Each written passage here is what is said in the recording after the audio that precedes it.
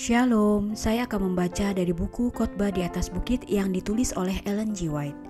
Makna rohani dari hukum Allah dengan pembahasan di Matius 5 ayat 30. Dan jika tanganmu yang kanan menyesatkan engkau, penggalah dan buanglah itu.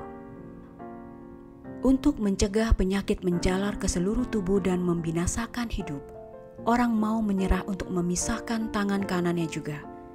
Lebih daripada itu, dia harus mau menyerahkan yang membahayakan kehidupan jiwa. Melalui Injil, jiwa-jiwa yang direndahkan dan diperbudak setan harus ditebus untuk memberikan kebebasan mulia putra-putra Allah.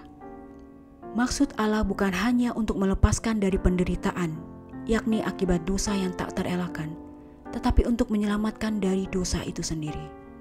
Jiwa yang dirusak dan cacat harus disucikan, diubah, supaya dapat diberi pakaian dengan keindahan dari Tuhan Allah kita, menjadi serupa dengan gambaran anaknya. Apa yang tidak pernah dilihat oleh mata dan tidak pernah didengar oleh telinga dan yang tidak pernah timbul di dalam hati manusia, semua yang disediakan Allah untuk mereka yang mengasihi Dia.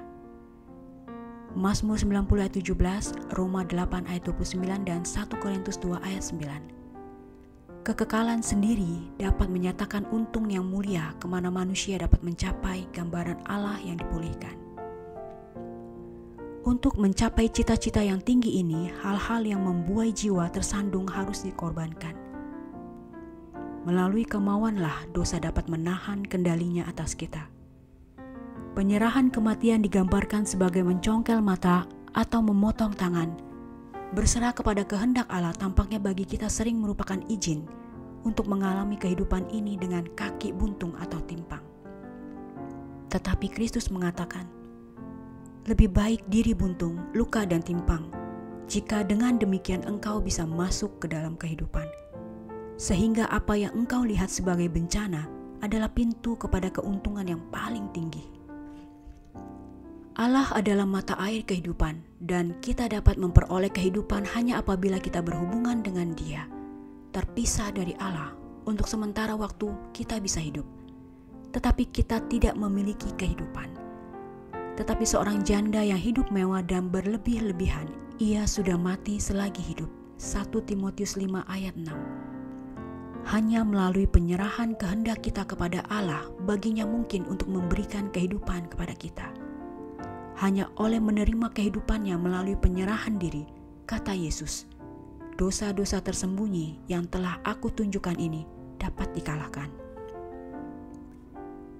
Bisa saja engkau menguburkan dosa-dosa itu dalam hatimu dan menyembunyikannya dari mata manusia, tetapi bagaimana engkau akan berdiri di hadapan Allah? Jika engkau bergantung kepada diri, tidak mau menyerahkan kehendakmu kepada Allah, engkau sedang memilih kematian. Bagi dosa, dimanapun ditemukan, Allah adalah api yang menghanguskan. Jika engkau memilih dosa dan tidak mau berpisah dari dosa itu, kehadiran Allah yang menghanguskan dosa harus menghanguskan engkau. Memerlukan suatu pengorbanan untuk memberikan dirimu kepada Allah, tetapi itu adalah suatu pengorbanan yang lebih rendah kepada yang lebih tinggi. Yang duniawi kepada yang rohania, yang fana kepada yang abadi. Allah tidak merencanakan bahwa kehendak kita harus dimusnahkan. Karena hanya melalui penggunaannya kita dapat melakukan apa yang Dia inginkan harus kita lakukan. Kehendak kita harus diserahkan kepadanya, supaya kita dapat menerimanya kembali, disucikan, dibersihkan, dan begitu dihubungkan dalam simpati dengan ilahi, sehingga Dia dapat mencurahkan aliran kasih dan kuasanya melalui kita. Bagaimanapun juga penyerahan ini pahit dan menyakitkan kepada hati yang keras dan melawan, namun itu menguntungkan bagimu. Barulah setelah Yakub pincang dan tak berdaya di pelukan malaikat perjanjian itu, dia mengetahui kemenangan dari iman yang menaklukkan dan menerima gelar seorang pangeran bersama Allah. Barulah setelah dia pincang karena pangkal pahanya, Kejadian 32 ayat 31, gerombolan bersenjata Esau terhenti di hadapannya. Dan Firaun yang membanggakan warisan kerajaannya itu membungkuk untuk menerima berkat darinya. Begitulah kapten keselamatan kita dijadikan sempurna melalui penderitaan. Ibrani 2 ayat 10. Dan anak-anak yang beriman beroleh kekuatan dalam kelemahan, dan memukul mundur pasukan-pasukan tentara asing.